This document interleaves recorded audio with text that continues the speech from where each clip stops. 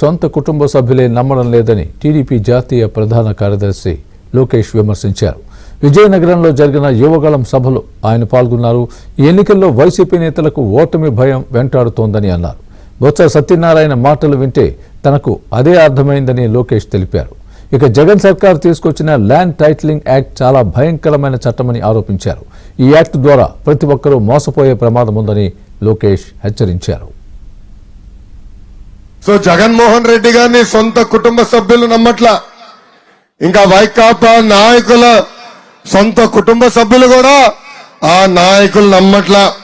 అంబటి రాంబాబు గారు ఒక నీచుడు, దుర్మార్గుడు అని ఆయన సొంత అల్లుడు చెప్పే పరిస్థితి. ఇంకొక పక్కన సొంత కొడుక్కి న్యాయం చేయలేదని ముత్యాల్ నాయుడు వాళ్ళ కొడుకు ముత్యాల్ నాయుడునే నాకే న్యాయం చేయలేదు, ఇంకా ప్రజలకు ఏం న్యాయం చేస్తారని చెప్పే పరిస్థితి. ఇంకా ముద్రగడ్డ పద్మనాభం గారి కూతురు ఏకంగా మీడియా మిత్రుల ముందరకు వచ్చి వైఎస్ జగన్ మా తండ్రిని వాడుకుంటున్నాడు, ఎన్నికల తర్వాత వదిలేస్తాడు, పాపం మా తండ్రి ఆ ట్రాప్ లో పడిపోయారని సొంత కూతురే చెప్పే పరిస్థితి.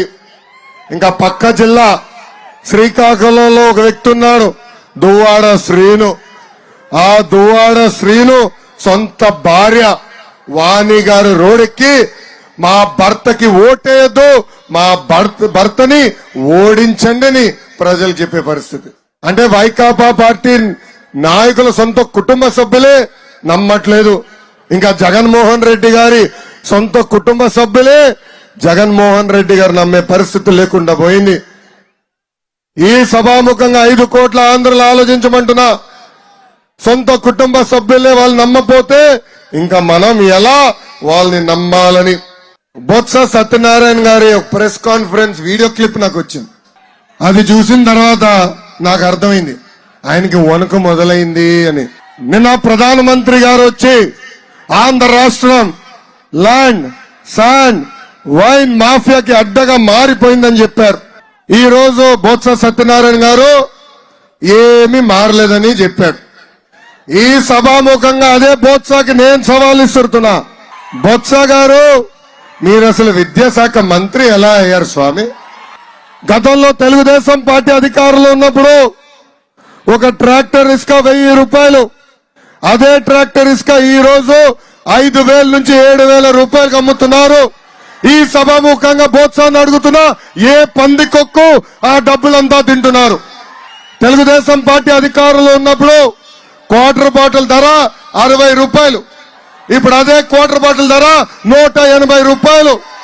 బొత్స సత్యనారాయణ గారు ఈ రోజు ఏ పందికొక్కు ప్రజల రక్తాలు తాగుతూ మా డబ్బులు దొబ్బుతున్నారు మాకు చెప్పండి.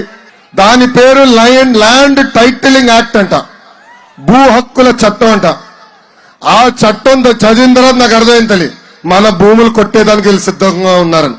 దాంట్లో మూడు విషయాలు మీకు చెప్తా. మొదటిది, మనం కష్టపడి భూములు కొనుక్కున్నాం, లేదంటే మన తల్లిదండ్రులు మన కోసం భూములు కొన్నారు, లేదంటే మన తాత ముత్తాత వాళ్ళు కొనుక్కున్న భూములు మనకు వస్తాయి. మళ్ళీ జగన్మోహన్ రెడ్డి గారి ఫోటో ఎందుకే? ఆయన ఏమైనా సొంత భూమి ఇచ్చాడా? ఆయన జోబు నుంచి తీసి మనకి ఏమైనా ఇచ్చాడా తల్లి? ఆయన ఫోటో ఓకే పోన్లే, ఆయనకి ఫోటోలు పిచ్చి తల్లి, బాగా పిచ్చి. ఎక్కడికి వెళ్ళినా రంగులు వేయాలా, ఎక్కడికి వెళ్ళినా ఆయన మొహం పెట్టాలా, పోన్లే పట్టాల పైన ఫోటో ఉంది, ఆయన కర్మ అనుకున్నా. దాని తర్వాత చట్టం చదివితే నిజం బయటకు వచ్చింది తల్లి.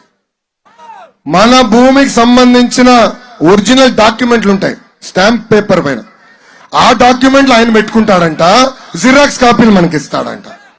ఓమో ఇదేం అన్యాయం అనుకున్నా. దాని తర్వాత 3వ అంశం బయటపడింది.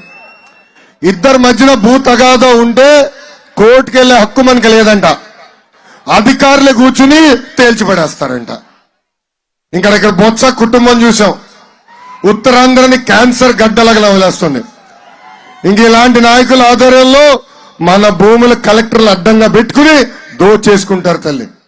అమ్మా ఈ మధ్యన జగన్మోహన్ రెడ్డి గారు ఎక్కడికి వెళ్ళినా మీ పెట్టని అంటున్నారు తల్లి. మురిసిపోదమ్మా.